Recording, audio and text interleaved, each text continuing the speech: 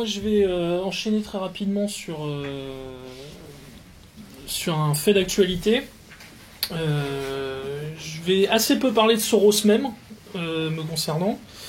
Je vais parler d'un certain nombre de personnages qui gravitent autour de lui, qui sont dans sa galaxie, ou qui ont des idées à peu près similaires aux siennes, bon, qui ne sont pas exactement, on va dire, des vassaux de l'Empire Soros, mais qui ont des activités qui ressemblent très étrangement aux siennes. Voilà. Alors, sur le fait d'actualité dont je voulais vous parler, c'est ce qui s'est passé il y a quelques jours aux États-Unis pendant la campagne des primaires. Vous avez dû tous voir ça, ces manifestations et ces mouvements anti-Trump lors de certains rassemblements du candidat potentiel du Parti républicain. Notamment, ça s'est passé à Chicago, à Dayton et à Cleveland. Des affrontements sans précédent dans cette campagne. La police va mettre plusieurs heures à faire revenir le calme à l'intérieur et autour du campus universitaire. Des dizaines d'arrestations dans les deux camps, des blessés même dans les rangs des forces de l'ordre. Et ce matin, une question: qui est responsable? Donald Trump accuse des agitateurs professionnels, mais même chez les républicains, c'est le candidat qui est pointé du doigt, accusé d'exacerber les tensions. C'est dans ces trois grandes villes qu'il y a eu surtout des heurts et des altercations entre les partisans de Donald Trump et un certain nombre de mouvements que je vais vous égrener ici, et vous allez voir en fait quel est le rapport avec notre conférence d'aujourd'hui. Un des mouvements en fait qui a été au cœur de ces manifestations anti-Trump s'appelle MoveOn, MoveOn.org. MoveOn en fait se présente officiellement comme soutien de Bernie Sanders. Je dis bien officiellement. MoveOn est connu en fait aux États-Unis, d'ailleurs c'est sourcé très largement, c'est commenté, c'est connu, comme une vitrine d'activistes proches de Soros. Et Soros, c'est un secret de polichinelle, soutient Hillary Clinton. Alors vous allez me dire pourquoi MoveOn se présente comme soutien de Bernie Sanders, crée la polémique, va déstabiliser les rassemblements et les organisations de Donald Trump. Pourquoi ? Tout simplement parce qu'il y a un certain nombre d'études qui ont été faites et d'enquêtes qui ont été faites aux États-Unis. C'est que 80% des électeurs de Bernie Sanders, d'après certaines enquêtes et certains sondages, ont annoncé qu'en cas de duel Trump-Clinton, ils voteraient Trump. Donc en fait, MoveOn a été envoyé pour faire le coup de poing, parce que c'est clairement ça qui s'est passé, ça n'a pas été simplement des manifestations pacifiques et amicales en brandissant des pancartes, où on voyait d'ailleurs très clairement c'était volontaire, Support Bernie ou Future to Believe in, le fameux slogan de campagne de Bernie. Et en fait, derrière MoveOn, comme je vous le disais, donc il y a Soros, et le but c'est surtout qu'une cassure se fasse entre des électorats qui sont finalement assez proches, c'est-à-dire celui de Sanders et celui de Trump. Et MoveOn donc est mis en avant dans ce processus qui vise à provoquer et créer une fracture entre les partisans de Sanders et les partisans de Trump, qui ont pourtant énormément en commun, sur de nombreux points, y compris sur le plan sociologique. Le lièvre a quand même été élevé par un homme qui s'appelle Roger Stone, qui est un politologue, c'est un brillant enquêteur en fait du Parti républicain, qui a dit voilà, j'ai des désaccords avec Bernie Sanders, etc., on n'est pas du tout du même bord, mais c'est un homme respectable, et je sais qu'en fait il n'est pas derrière ces organisations et ces protestations. C'est MoveOn, MoveOn c'est Soros, Soros soutient la campagne d'Hillary Clinton, donc en fait c'est le duo, c'est le tandem Soros-Clinton qui est derrière ces rixes qui ont été organisés de façon méthodique.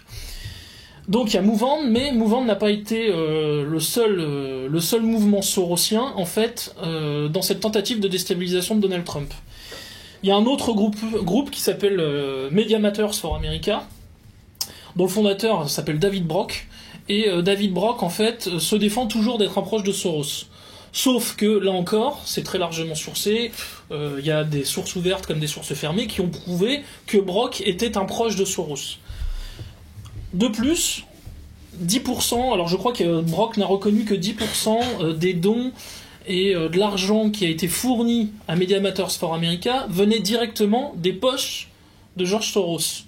Sauf que d'autres organismes et d'autres fondations qui ont envoyé de l'argent à Media Matters for America, et je vais vous les citer. Ça s'appelle Tides Foundation, voilà, Center for American Progress, MoveOn.org et Democracy Alliance, dont vous a parlé il y a quelques instants Thibaut. Sachant que le second rapport dont j'ai pas parlé tout à l'heure, qui a été fait contre Liberton, a été fait par c'était une émanation du Tides Center de la Tides Foundation qui a reçu le Tides Center a reçu 3 financements de Soros, et la Tides Foundation a reçu aussi 3 financements de Soros.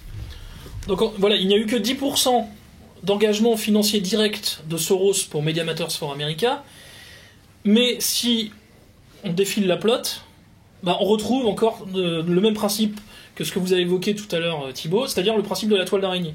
C'est-à-dire que Soros fait agir ces différents organismes et ces différentes fondations pour organiser un mouvement on va dire de subversion, tout simplement. En fait, voilà, Soros est un spécialiste de la subversion. Donc derrière MoveOn, il y a un personnage qui s'appelle Ilya Sheyman également, qui est également un proche de Soros. Et enfin, il y a 2 autres mouvements. Un que vous avez sûrement vu ces derniers mois aux États-Unis, qui a participé notamment on peut parler d'émeute raciale, il n'y a pas d'autre mot, qui s'appelle Black Lives Matter.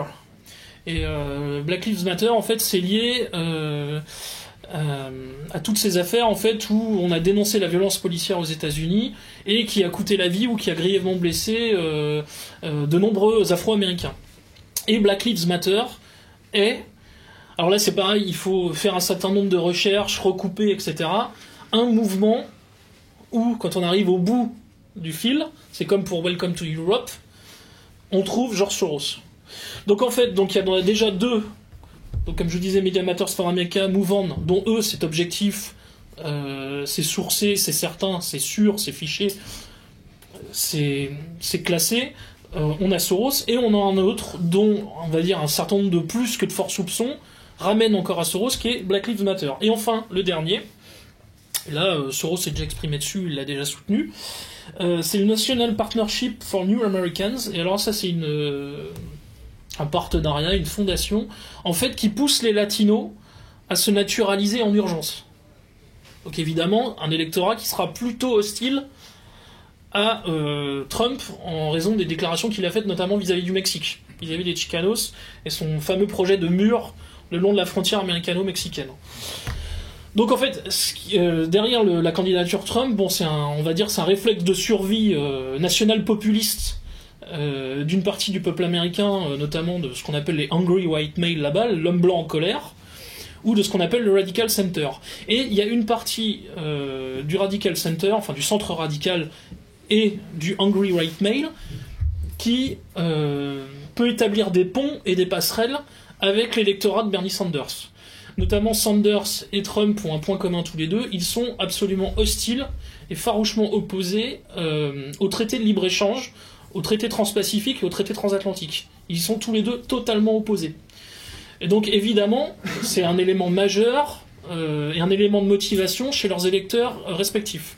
On va dire que les électeurs de Trump votent peut-être plus pour lui en raison de ses positions sur la question migratoire, et les électeurs de Sanders votent peut-être plus pour lui pour son opposition et son hostilité à Wall Street.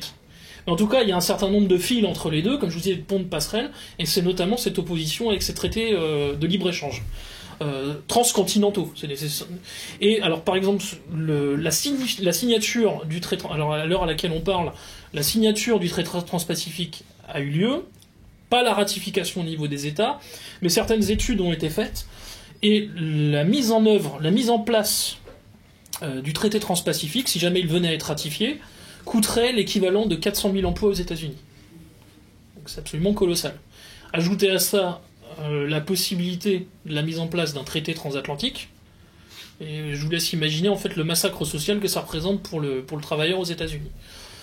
Donc voilà, il est capital pour Soros en fait de faire capoter cette possible alliance, même si le mot n'est pas adéquat, n'est pas le plus approprié, mais en tout cas ce possible vase communicant entre Sanders et Trump dans le cas d'un duel Trump-Clinton, notamment au niveau de leur électorat respectif. Voilà. Donc ça c'était pour faire un rebond qui me paraissait assez important sur l'actualité aujourd'hui. Le deuxième point que je voulais évoquer, c'est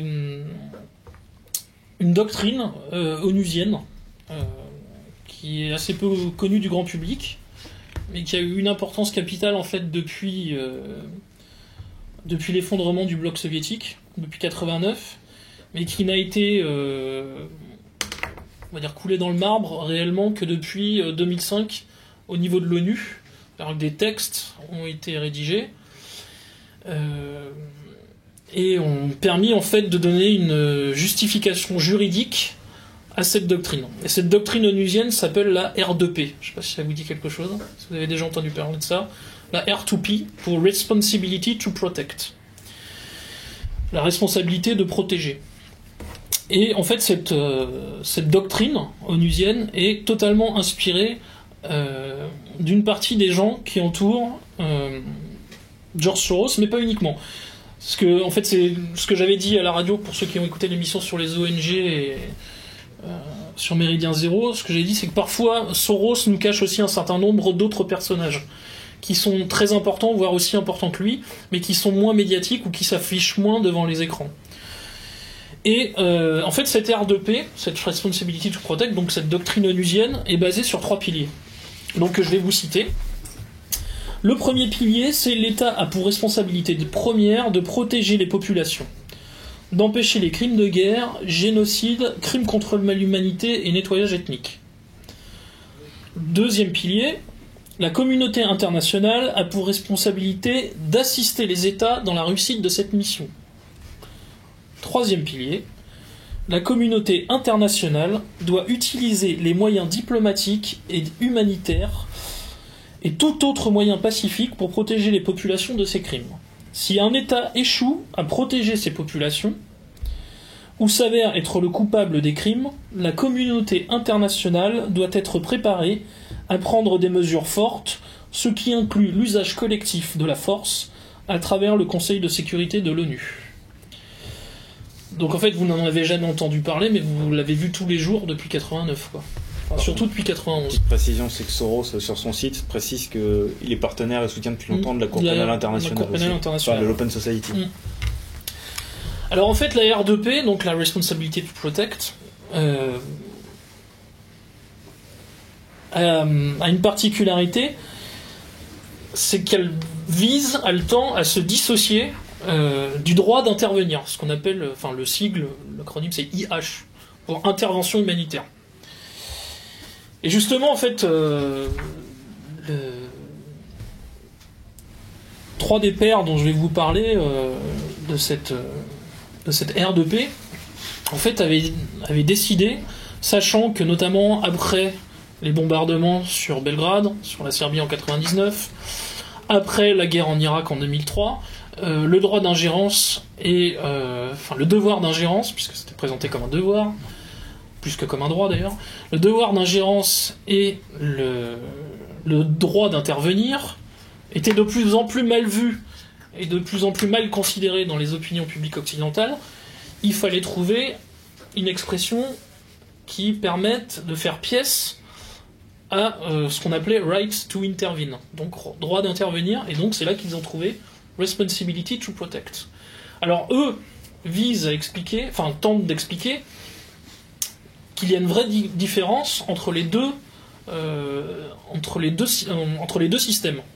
Sauf que on se rend compte très régulièrement que la R2P n'est qu'un droit d'intervenir déguisé, un droit d'intervention déguisé.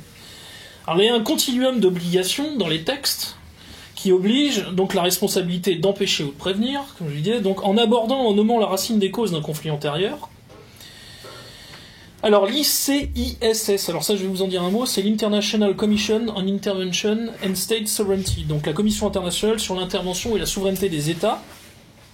Et il y a 3 personnages vraiment fondamentaux autour de cette ICISS, qui s'appelle Gareth Evans, qui est un ancien Premier ministre australien dont je vous parlais tout à l'heure, Mohamed Sanoun, qui est un diplomate algérien, et enfin un ancien leader du Parti libéral au Canada, qui s'appelle Michael Ignatieff. Donc ils expliquent donc qu'il y a un continuum d'obligations qui se déroule en 3 temps, la responsabilité d'empêcher ou de prévenir, donc en abordant, comme je vous le disais, ou en nommant la racine des causes d'un conflit antérieur. La deuxième, c'est la responsabilité de réagir, en répondant aux situations impérieuses avec des mesures appropriées qui peuvent inclure des sanctions, des poursuites ou une intervention militaire. Et enfin, le troisième point, qui ne mange pas de pain, la responsabilité de reconstruire. Donc quand vous avez réussi, vous mettez des guillemets, votre intervention militaire, vous avez l'obligation de reconstruire. Donc en fournissant une pleine assistance pour permettre la guérison du pays. Alors l'expression en anglais exact, je crois que j'ai récupéré le texte sur le site de l'ONU, je crois que c'est recovery. Bon, recovery, ça ressemble aussi un peu à guérison, on peut le traduire par guérison. La guérison du pays, sa reconstruction et alors la phase de réconciliation. Et donc ce continuum d'obligations peut être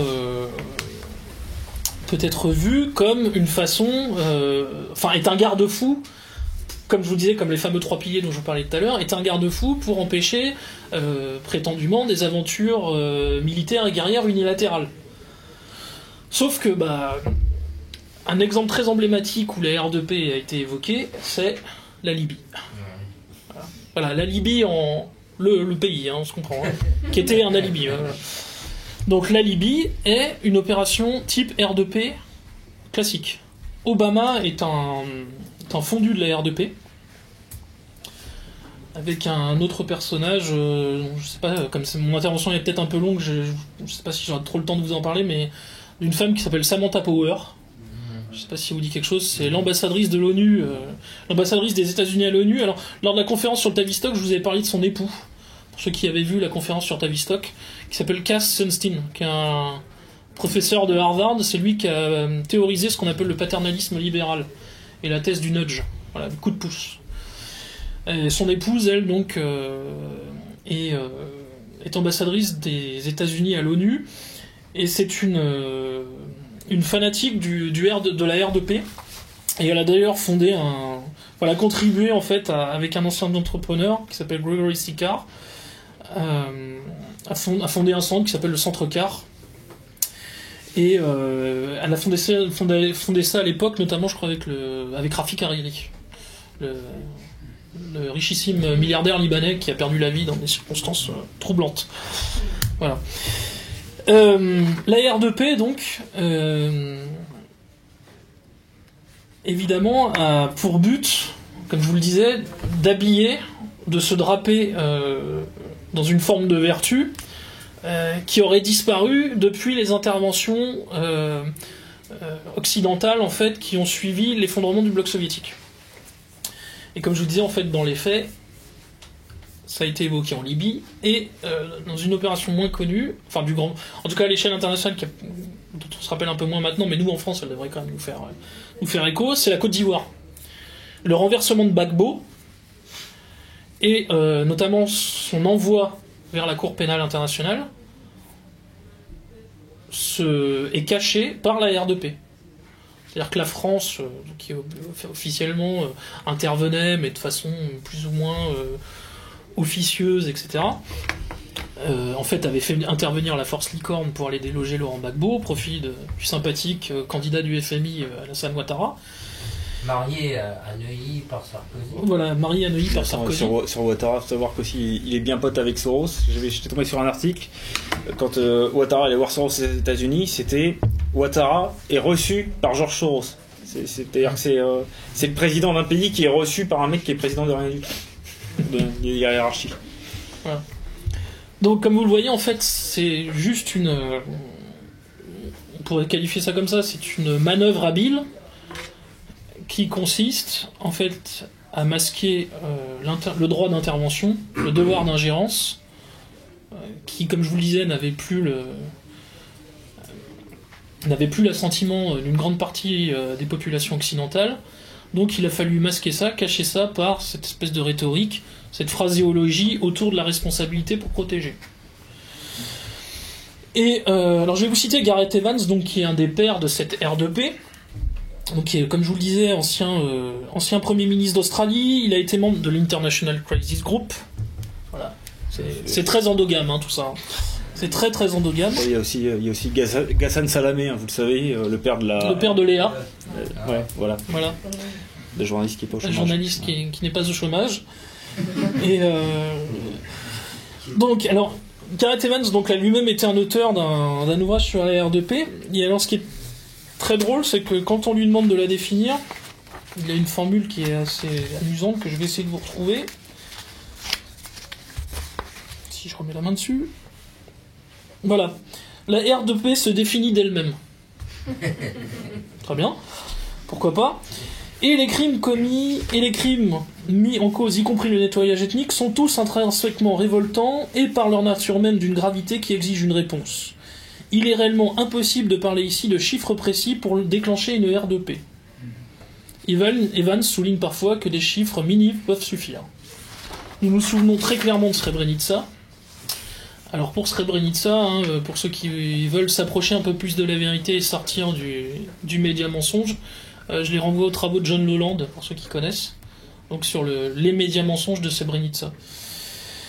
Et sur ensuite, il justifie également les R2P, donc même si, comme je vous le disais, la R2P, je veux dire, ses statuts juridiques au sein de l'ONU datent plutôt de 2005, mais en fait, dans les têtes, elle était déjà là dès 99. Il se base sur le faux charnier de Ratchak, qui a eu lieu au Kosovo, pour expliquer donc les bombardements qui ont eu lieu sur la Serbie. Et alors, petite chose intéressante, c'est que ce personnage, Gareth Evans, donc, avait des liens avec les dirigeants indonésiens, au moment en fait où l'Indonésie a envahi et a occupé le Timor oriental et a fait plus de 200 000 victimes. Je crois que c'est pratiquement un quart de la population qui y est passée. Donc pour mettre la main, là aussi, c'était sur les énergies fossiles qui étaient présentes au Timor.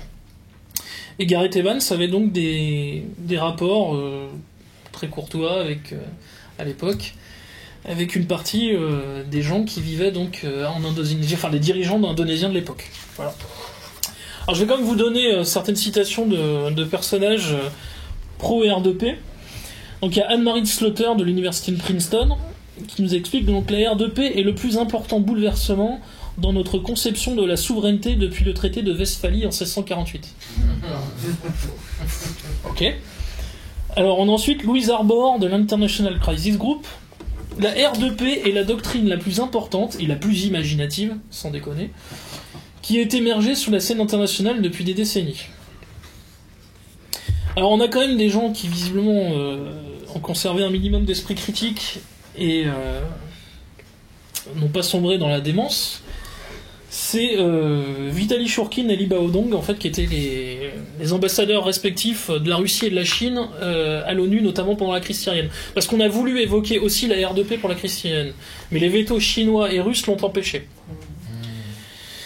Alors, en fait, les Russes et Chinois contestent une grande partie de la logique de la R2P au nom de la défense du principe de la souveraineté, évidemment, de l'intégrité territoriale et surtout de la non-ingérence dans les affaires intérieures du pays.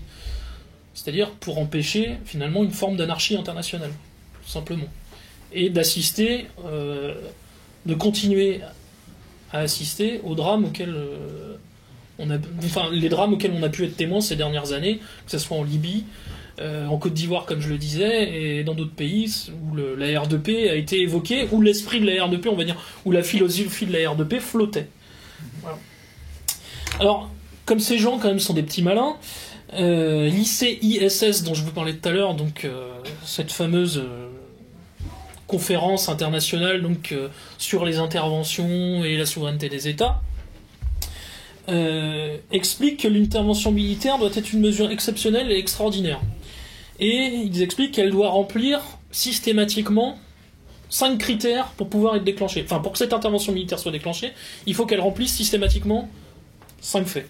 Donc une cause juste, un danger sérieux et irréparable pour des êtres humains.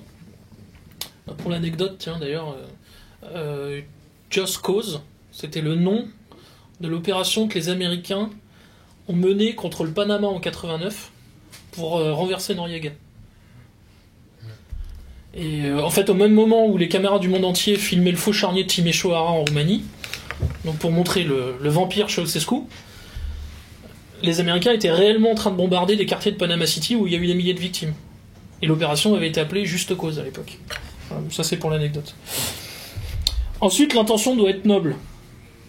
D'accord ? L'action militaire est là pour empêcher des souffrances humaines. Bon, très bien. Troisième point, ça doit être le dernier recours, mais il y a un gros bémol quand même, hein, et celui-là, il change tout. Il suffit qu'il y ait des motifs raisonnables de croire que seule l'action militaire puisse éviter une tragédie. Oui, donc ça rend tout le reste nul et non avenu, finalement. Alors, quatrième point, des perspectives raisonnables, il faut s'assurer que l'intervention militaire n'aura pas des conséquences qui s'avéreront encore pires que l'attentisme. Confère la Libye. Enfin, l'autorité du droit. Il faut avoir le feu vert du Conseil de sécurité de l'ONU. Ouais. Alors malheureusement, ça a été le cas pour la Libye, puisqu'il n'y a eu qu'une abstention, je crois que c'était les Russes et les Chinois qui s'étaient abstenus. Alors, à leur décharge, à la base, c'était une no-fly zone qui avait été votée à l'ONU, c'est-à-dire un corridor aérien de protection. Sauf que ça s'est transformé évidemment en couloir de bombardement. Voilà, ni plus ni moins. En fait, Benghazi, et la fameuse phrase qui a coûté si cher à Kadhafi, je vais faire couler des rivières de sang, etc. D'ailleurs, on ne sait pas si cette sortie sera apocryphe ou pas, d'ailleurs, à vérifier, mais apparemment il l'aurait quand même prononcé. C'était tout simplement pour récupérer les armes qui avaient été volées par un certain nombre de djihadistes dans la région, c'était la Cyrénaïque, je crois. C'est en Cyrénaïque, Benghazi, si je ne me trompe pas. Et donc, en fait, il était question d'aller notamment remettre la main sur Benghazi, mais surtout de récupérer les munitions et l'armement qui avait été piqué dans un certain nombre de dépôts. C'était ça à la base. Et donc ça a été transformé par le mainstream occidental en une opération de tuerie de masse se prépare, il faut absolument intervenir et il faut déclencher la R2P. La communauté internationale aujourd'hui, me semble-t-il, a le pouvoir, et c'est ce que lui demande le gouvernement provisoire de Benghazi, d'aider à mettre hors d'état de nuire l'aviation de Kadhafi. Il a des chasseurs qui peuvent, à partir de la base de Sirte, venir mitrailler la foule qui se réunit tous les jours, qui tient la corniche de Benghazi. Ça, c'est sur la R2P. Et donc, comme je vous disais, il y a un certain nombre de personnages qui se réfèrent tous à ça. Gareth Evans, dont je vous ai parlé, donc, qui est évidemment, lui, un personnage fabuleux, comme on a pu le voir en Indonésie au moment de l'invasion du Timor oriental. Et certains ont quand même la bonne idée de faire remarquer que c'est bizarre, mais la R2P, elle n'est pas signalée tout le temps. Et alors, il y a un activiste qui s'appelle Anthony Loewenstein, qui a la bonne idée de condamner cette éthique à géométrie variable, et il dit nous n'entendons jamais les partisans de la R2P pousser une intervention militaire à Gaza pour protéger les Palestiniens des missiles israéliens. Alors, le personnage est un peu taquin, hein, moi je trouve que c'est quand même très malvenu de faire une comparaison comme ça qui n'a pas lieu d'être, puisque comme chacun sait, Israël est la plus grande démocratie de la région et la seule. Hein. Soros a quand même dit que c'était pas une société ouverte et que c'est pour ça qu'il ne veut pas y investir. Oui, il ne veut pas y investir. Alors ça, il fait partie de ces personnages qui, en fait, n'aiment pas certains aspects d'Israël, qui, pour des patriotes d'à peu près partout, pourraient être à peu près les seuls éléments qu'on pourrait défendre chez Israël. Il y a un autre philosophe dans le même genre, Guy Sormont, qui n'aime pas aussi Israël, parce qu'Israël a une armée, Israël a des frontières, enfin Israël est un État, Israël a une assemblée, donc ça lui plaît pas. Donc bon, ça, des choses que les gens qui sont dans cette salle, nous, on respecte. Bon, voilà, bon, ça, c'est les éléments que ces gens-là n'aiment pas chez Israël. Nous, c'en est d'autres, mais bon, visiblement, c'est ça qui les dérange. Donc pour la R2P, comme vous le voyez, en fait, on retrouve bien toute la logique sorosienne, en fait, du devoir d'ingérence. Alors, Soros a l'habitude, lui, plutôt de se présenter comme un adepte du soft power. C'est-à-dire soit de l'infoguerre ou de la guerre subversive. C'est comme des gens comme Gene Sharp, etc. Mais si par moment un petit coup de pouce militaire est nécessaire, ne nous privons pas. Et alors des gens comme Gareth Evans ou cet autre personnage là, Mikhail Ignatieff, donc du Parti libéral du Canada, eux ont un peu moins d'hésitation devant caméra en disant oui, effectivement, si c'est nécessaire, si c'est pour le bien commun, si c'est pour la démocratie, la défense des droits de l'homme, n'hésitons pas un instant. Voilà. Bon, Soros, lui, comme je disais, est plutôt dans la logique autour d'un des pères, en fait, fondateurs du soft power, qui est Joseph Nye. Il se réfère plutôt à Joseph Nye, en fait, pour mettre en place ces systèmes de regime change. Changement de régime, parce que c'est l'expression qu'ils utilisent, regime change. Donc, évidemment, la R2P est, on va dire, le rejeton monstrueux de l'intervention humanitaire post-guerre d'Irak 2003. Comme je disais, le wilsonisme beauté en fait de W. Bush et de Cheney en 2003 avait tellement révulsé les populations qu'il fallait absolument trouver un système pour rendre des interventions militaires futures acceptables acceptables pour une partie de la population. Et donc on reprenait plutôt le modèle qui avait plutôt bien fonctionné avec le bombardement de la Serbie pour protéger les populations albanophones du Kosovo, pour les opérations futures, comme je vous le disais, notamment pour la Côte d'Ivoire. Puis alors évidemment l'opération R2P par excellence, comme je vous le disais, la Libye. Voilà. L'autre point que je voulais aborder avec vous, c'est un peu dans la même logique. C'est une doctrine, alors là aussi, qui en fait est très importante en fait dans les cercles oligarchiques, dans certains cénacles atlantistes, qui s'appelle la doctrine du nouveau libéral impérialisme. Je ne sais pas si ça vous parle un tout petit peu. Non. En fait, bon, il y a quelques figures un peu emblématiques autour de ce nouveau libéral impérialisme, ce nouvel libéral impérialisme. C'est des gens comme Barroso, donc l'ancien président de la Commission européenne, un ancien dirigeant italien qui s'appelle Giuliano Amato. On a un personnage qui est très important dont je vais vous parler, enfin je vais vous lire certaines de ses citations, de ses déclarations, qui s'appelle Robert Cooper, qui est un ancien diplomate, il a une soixantaine d'années. C'est un ancien diplomate de carrière anglais, il a travaillé pour la Banque d'Angleterre. Et il s'est glissé en fait aux commandes de la politique étrangère et militaire de l'Union européenne en occupant à partir de 2002 le poste de conseiller principal de Javier Solana. Il a été le haut représentant pour la politique, qui était le haut représentant pour les politiques étrangères et de sécurité commune, le fameux PESC. Et donc ce Robert Cooper, avec un autre personnage donc, qui s'appelle Jan Zielonka, qui est un académicien d'Oxford, tous ces personnages en fait ont théorisé ce qu'ils appellent le nouveau libéral impérialisme. Et alors qu'est-ce que c'est que ce libéral impérialisme ? C'est une thèse en fait qui consiste à dire, là encore, que l'ordre issu de Westphalie est caduc. Il est obsolète, il est nul et non avenu aujourd'hui, et il faut aller outre. Il faut le transcender, il faut le transfigurer. Alors qu'est-ce que c'est que l'ordre de Westphalie ? Pour faire simple, c'est l'État-nation devient le fondement exclusif du droit international, c'est l'intangibilité des frontières, au nom du principe justement de souveraineté nationale, le tout éclairé par le principe helléno-chrétien de l'agapé, c'est-à-dire qu'on n'entre pas dans la vengeance, mais dans le pardon mutuel quand une guerre se termine, et on se débarrasse, on évite le remboursement de dettes illégitimes.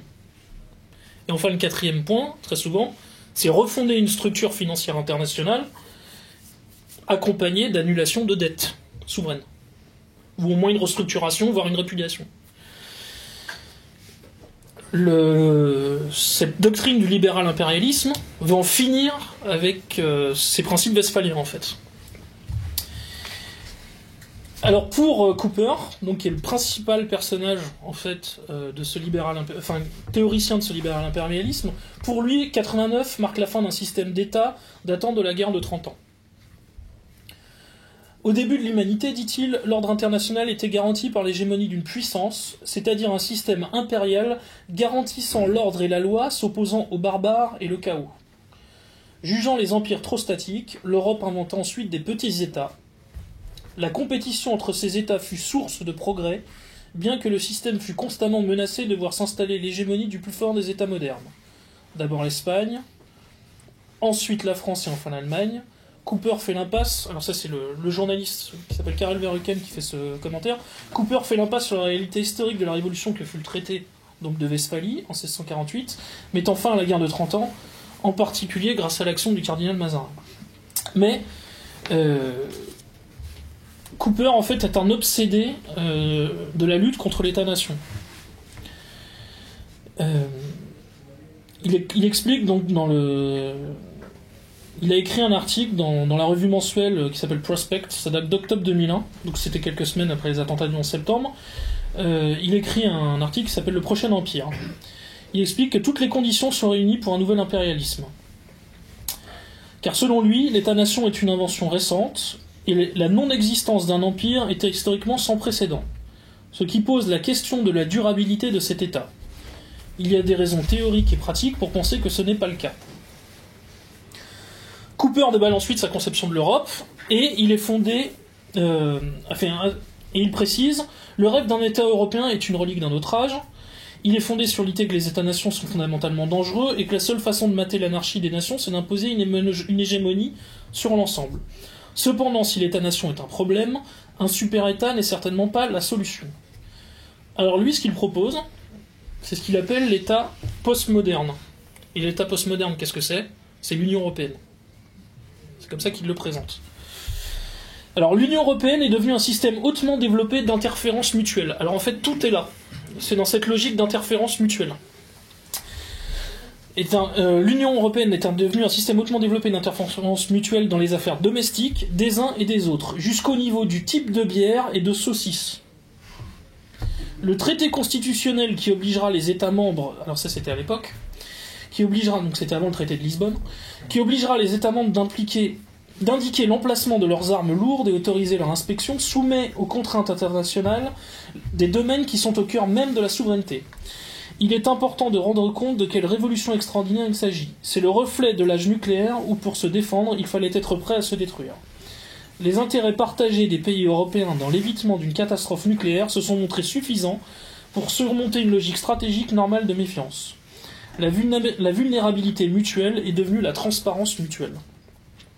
Et il précise que ce qui caractérise le monde postmoderne et l'État postmoderne, c'est la disparition de la séparation entre affaires domestiques et étrangères, l'interférence mutuelle dans les affaires domestiques traditionnelles et la surveillance mutuelle, le rejet de la force comme moyen de résoudre les conflits et la codification de règles de comportement auto-imposées, une absence croissante de la raison d'être des frontières qui résulte aussi bien du rôle changeant de l'État que de l'existence des missiles, des voitures et des satellites, la sécurité fondée sur la transparence, l'ouverture mutuelle et l'interdépendance, et la vulnérabilité mutuelle. Donc en fait, vous voyez, on est dans une logique évidemment postmoderne. Cooper, en fait, tente de nous expliquer que les États-nations doivent être dépassés, puisqu'ils ne répondent plus aux logiques actuelles, et que ce principe d'interférence mutuelle est donc le plus efficace, et sera le plus efficient pour faire face aux menaces futures ou aux dangers futurs, voire à l'ensemble des défis. Mais, par moment, Cooper a des petites bouffées comme ça, et il nous explique quand même que la Terre étant couverte encore d'états prémodernes, ce qu'il appelle lui des états prémodernes, il explique notamment la Somalie et l'Afghanistan sont des états prémodernes, du fait de leur absence de structure, d'institutions, etc. Et il explique: nous avons besoin d'une nouvelle sorte d'impérialisme, un impérialisme acceptable pour le monde des droits de l'homme et des valeurs cosmopolites. Il doit être capable de nous apporter l'ordre et l'organisation, mais qui reste fondé sur un principe volontaire. Donc c'est-à-dire que sa logique de non-intervention, par exemple, sur le plan militaire, ne vaut pas lorsqu'il s'agit d'états prémodernes, qu'il qualifie d'états prémodernes.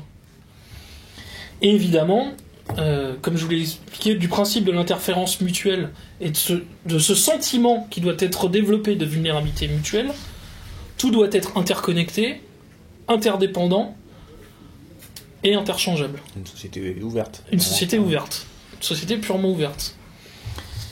Alors il explique que pour réussir ce défi, donc, il faut s'appuyer sur un certain nombre d'organisations, notamment pour aider les États prémodernes, où là on rentre, alors pour aider les États prémodernes, on rentre dans la vieille logique impériale telle qu'elle était assumée avant, par exemple par les Britanniques au XIXe siècle. Voilà. Donc là il explique qu'il faut s'appuyer sur le FMI, l'ONU, l'OSCE, enfin voilà, tout un ensemble en gros d'organisations internationales et mondialistes qui permettront de faire sortir de l'âge de pierre ces États-là et en fait de leur montrer le chemin radieux de l'État postmoderne comme nous on peut le connaître aujourd'hui avec l'Union européenne. Et il explique que l'UE postmoderne offre, alors ça c'est encore une citation, offre une vision d'un empire coopératif, une liberté et sécurité communes sans la domination ethnique et l'absolutisme centralisateur dont souffraient les empires du passé, mais aussi sans l'exclusivité ethnique qui est la marque de l'État-nation. Inapproprié dans une région sans frontières et inapplicable dans une région telle que les Balkans par exemple. Un empire coopératif peut être le cadre politique qui convient le mieux à la substance altérée de l'État postmoderne. Voilà. Donc ça c'est les visions de ce brave monsieur qui est Robert Cooper. Et il est suivi donc par des gens aussi célèbres que Tony Blair, qui expliquait que les attentats du 11 septembre avaient cristallisé ses doutes sur la sagesse du traité de Westphalie de 1648. Donc voilà, ça avait cristallisé ses doutes. Et on a des gens comme Solana, donc je vous disais, avec lequel il a travaillé et qu'il a collaboré de façon étroite. Solana nous explique que humanité et démocratie sont deux principes qui ne sont pas pris en compte par leur westphalien initial. Tiens bon. Alors comme je vous disais, quand même, un des principes fondateurs, même s'il n'est pas écrit du traité de Westphalie, c'est le principe helléno-chrétien d'Agapé, qui justement met ça au cœur, enfin met ça au centre du principe et de l'idée. Enfin, la souveraineté finalement est le principe des principes qui recouvre tous les autres, il les surplombe finalement. Et donc Solana lui écrivait qu'humanité et démocratie, donc comme je vous le disais, sont deux principes qui ne sont pas pris en compte dans leur westphalien initial, en ajoutant que le système de Westphalie avait ses limites, parce que le principe de la souveraineté parce qu'avec le principe de la souveraineté est venue la rivalité entre États et non leur communauté, l'exclusion et non l'intégration. C'est vrai qu'on voit absolument pas de tension aujourd'hui dans un État postmoderne comme l'Union européenne, entre Grecs et Allemands par exemple. Il n'y a absolument pas de tension, ça se voit, ou entre les pays du groupe de Visegrad et l'Allemagne, ou entre une partie de l'Europe scandinave et une partie de l'Europe du Sud. C'est vrai qu'on voit absolument pas de tension grâce à cet État postmoderne qu'est l'Union européenne. C'est pour reprendre Soros, on dit sur la répartition des migrants d'ailleurs. Voilà, exactement. Alors il y a un autre personnage qu'on peut évoquer brièvement aussi, qui d'ailleurs qui appartient à ce petit groupe. Et alors là, c'est là que vous allez voir le pont donc avec George Soros. Au-delà des idées, hein, évidemment, qui sont évidentes, il y a quand même une parenté, une logique philosophique qui est commune à tous ces gens-là. C'est que ces gens sont notamment un personnage qui s'appelle Mark Leonard, qui est un proche de Cooper. Et Mark Leonard explique, lui il propose ce qu'il appelle l'eurosphère. Et alors l'eurosphère, en fait, ne regroupe pas que l'Europe géographique, elle regroupe également une partie du Maghreb, une partie de l'Afrique subsaharienne, bon évidemment l'Europe de l'Est, et en fait, alors je vais essayer de vous retrouver ça. Et la Turquie ? Je crois que la Turquie est incluse, ouais. J'explique que cette eurosphère aura pour logique. Il y a quelques. Ah oui, alors voilà, c'est ça que je voulais dire. Mark Leonard, donc, qui est un proche de Cooper, est membre d'un groupe qui s'appelle l'ECFR, donc pour European Council on Foreign Relations, donc qui est basé sur l'esprit du CFR américain, et dont Soros est un des fondateurs. Voilà. Donc ces gens sont des proches, au moins liés intellectuellement, de Soros. C'est un des fondateurs et c'est même lui qui a lancé l'idée. Voilà, qui a lancé l'idée. C'est un des principaux lobbies bruxellois. Donc je vous livre la conclusion d'un article de Mark Leonard. Il y a quelques 500 ans, les Européens ont inventé la forme la plus efficace d'organisation politique de l'histoire, l'État-nation. Bon. Les pays se trouvaient devant un choix difficile. Devenir un État-nation ou être pris sous la domination d'un autre État-nation. Il y a 50 ans, les Européens ont réinventé ce modèle et vers la fin du siècle, les gens se trouveront de nouveau devant un choix difficile.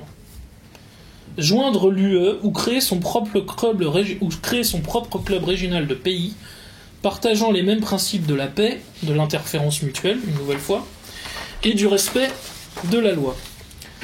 Cet effet de domino au niveau régional redéfinit le sens du pouvoir. Au fur et à mesure que ce processus se développe, Je pense que le 21e siècle sera vu comme un nouveau siècle européen. Alors il a écrit un article, enfin je crois que c'était un article qui s'appelle Pour un nouveau siècle européen, qui visait justement à répondre au Project for a New American Century des néoconservateurs US. Voilà, donc au fur et à mesure que ce processus se développe, je pense que le 21e siècle sera vu comme un nouveau siècle européen. Non parce que l'UE contrôlera le monde, mais parce que la façon européenne, donc la leur, pas la nôtre, mais parce que la façon européenne de faire les choses deviendra la façon de faire de la Terre entière. Voilà. Et je vais en terminer là.